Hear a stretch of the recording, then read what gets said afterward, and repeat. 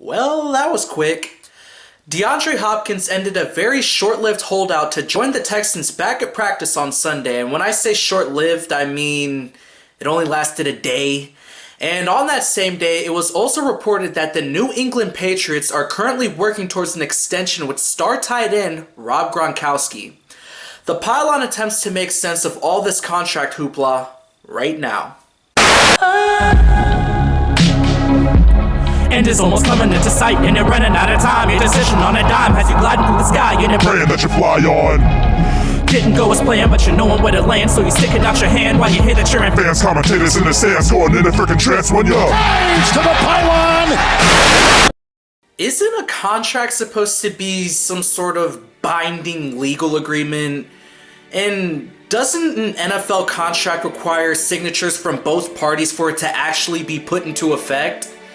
Well, apparently that signature doesn't mean jack squat in today's NFL landscape because apparently a star player's contract is supposed to be renewed every 2 years.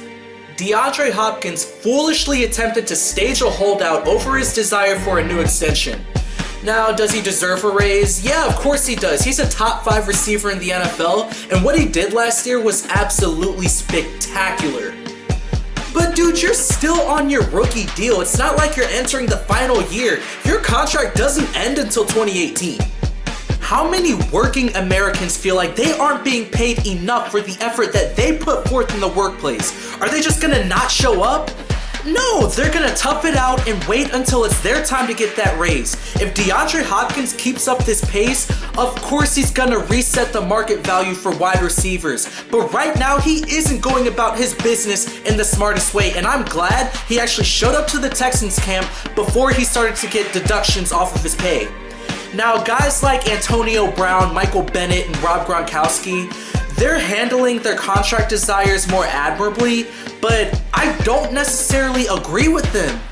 Are these guys outperforming their contracts? Yes, absolutely. No one is denying that.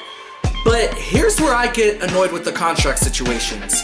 Players want these big contracts with all these millions guaranteed, yes, but they also want the long-term security, which is why guys like Antonio Brown and Rob Gronkowski signed those long-term extensions a few years back.